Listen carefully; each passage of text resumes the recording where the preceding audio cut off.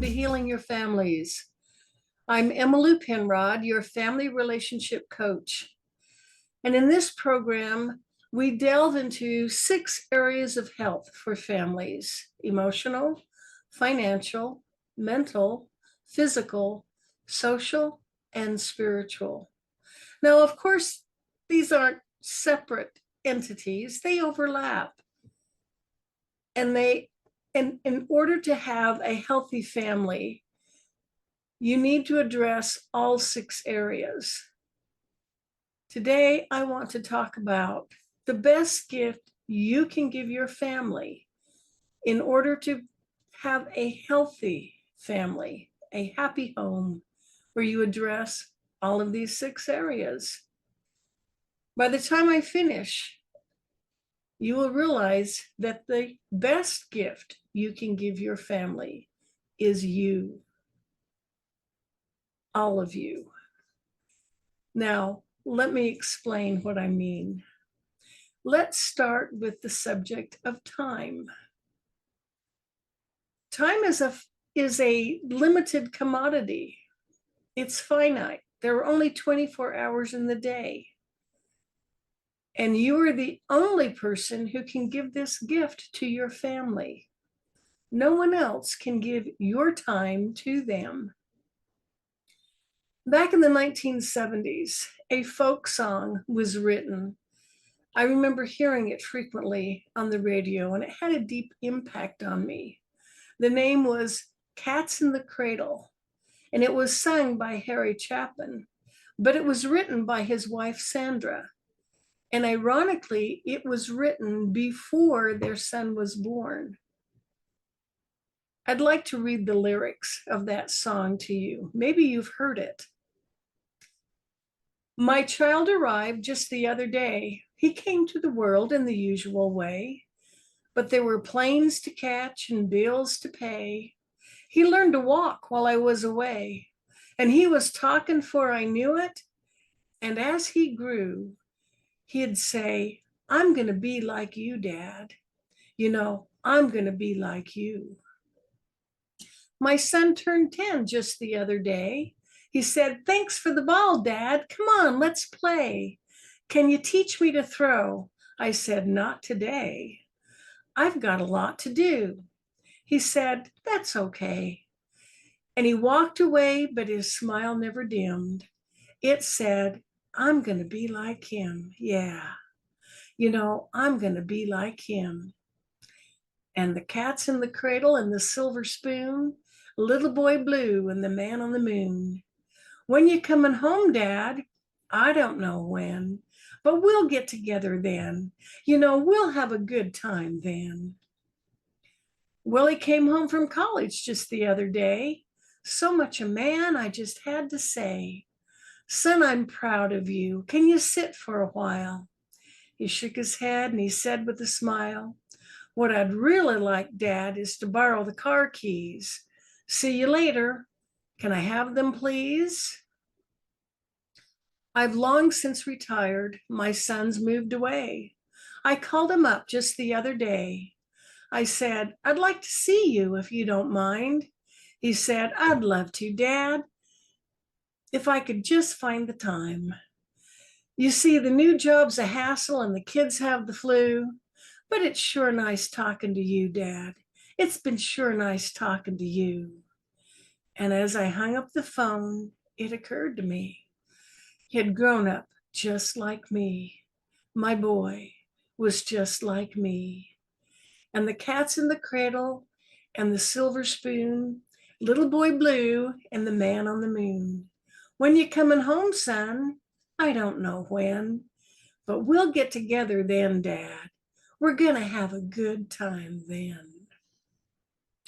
I love the repeated use of the words just the other day, because that's exactly how it happens. Just the other day, my children were all living at home, and now they're all adults raising children of their own. Time goes by so quickly, and it can't be called back. Your time is the most precious commodity you can share with your family. Now, there are many ways to spend that time. It can be spent in fight and contention or in love and connection. Obviously, the latter choice is better. Here are some ideas of what you can do with your time. In addition, and how you can spend your time is to give your love and respect to your children. I want you to look closely at this photo, this father and son. It looks like maybe the boy needs some correction. Maybe something happened that caused a problem. But notice the body language. The father is sitting down, so he's more on an eye level with his son. He's not looking down at his son. And he's not berating him. He's counseling him. He's speaking gently to his son. His son still appears a little angry, but he's listening. There is respect there. There is love. You can see that love the father has for his son. When we respect someone, we care about them. We value their opinion. We want to help them reach their goals and become the best that they can possibly be. Giving your family your love and respect helps each individual member grow and become a better person. You can also, when you are giving them your time, give them your support. Support each family member in their individual goals, another form of respect. This is a common scene, the parents helping a girl, their daughter, learn how to ride a bike. They're helping her learn a new skill. Learning new skills is what teaches children confidence. And we all have our own areas of personal growth, our own ways, talents we want to develop, skills we want to learn. And when you give your support to other family members in developing these talents and improving themselves, you're sending a message of care. You're showing them that respect. You're giving them that precious gift of your time. So when a member of your family is competing in a sporting event or performing in a concert, in a play, how meaningful it is for them to look out in the audience and see their family members there supporting them. You are giving them a valuable gift when you give them your support. Now, what about that listening ear? This can make such a huge difference for a child.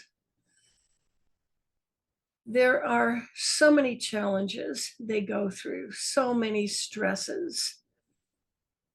Think of the mother with the young teenage daughter, and she's noticing that she's not seeing the same joy in her daughter's eyes, that the spring in her step is gone. Her posture has become more slumped. Her face is looking longer, sadder. And she knows something's wrong. She takes the time to create a safe space and invite her daughter to talk, letting her daughter know there's no judgment, no criticism. I just want to listen to you, inviting the daughter to share her heart. And she's not doing anything else. She's focused on her daughter. And her daughter is finally able to open up and share her concerns about her appearance, about whether or not she's being accepted by her peers, her hurt, her angst.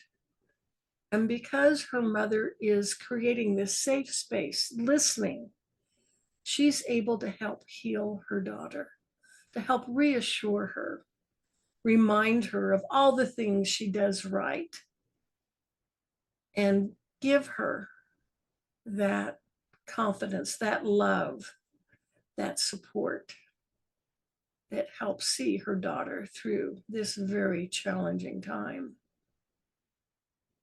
Now, there is no one else like you. You're unique. You have gifts and talents that no one else has. And you can give that, bless your family with those unique gifts and talents by being yourself, by being genuine, by allowing those gifts to come out. I'm married to a man who is a handyman.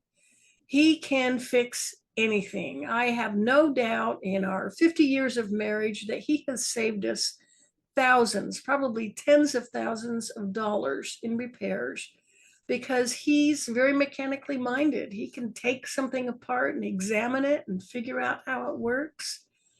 If I'm working with an appliance, if I'm using it and it stops working, I'll just figure, well, I'll have to do something else. But he has this keen, curious mind and he wants to examine, look at all the moving parts, take it apart, see what needs to be repaired or replaced, and then put it back together again. And most often, he can fix it. Our daughter gave him a loving tribute one Father's Day when she talked about her dad and she shared, he can fix anything from a broken toy to a broken heart. How much he blessed her because he shared his unique gifts and talents. Part of your time that you share is you give your loyalty. Your family members should know that you have their back. You will be there for them. You won't betray them. You won't speak negatively about them to someone else.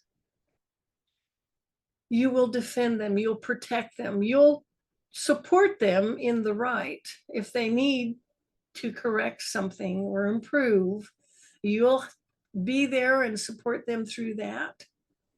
But you won't turn against them. You won't betray them. I love the story of Ruth from the Old Testament. You may remember that she married into a family that was from another culture, another nation. But she developed bonds of true love when illness took her husband and her father-in-law and most of the family all died except for Ruth and her mother-in-law, Naomi. And Naomi decided, I'm going to go back to my home and you may as well stay here. Your husband is gone. I have nothing to offer you. And as recorded in the book of Ruth in the Old Testament, Ruth said, entreat me not to leave thee, or to return from following after thee. For whither thou goest, I will go, and where thou lodgest, I will lodge. Thy people shall be my people, and thy God my God. Where thou diest, will I die, and there will I be buried. The Lord do so to me, and more also, if aught but death part thee and me. What a powerful example of loyalty, of that family tie that binds, that connects, and says, we're in this for the long haul. No matter what happens, we're in this together, and I'm with you. I've got your back. I'll give you my time, my support, my loyalty, my listening ear. And finally, give your family your best self. It's so natural. We have the demands of work, career, community commitments, friends. And it's natural to use home as the place where you can just go crash.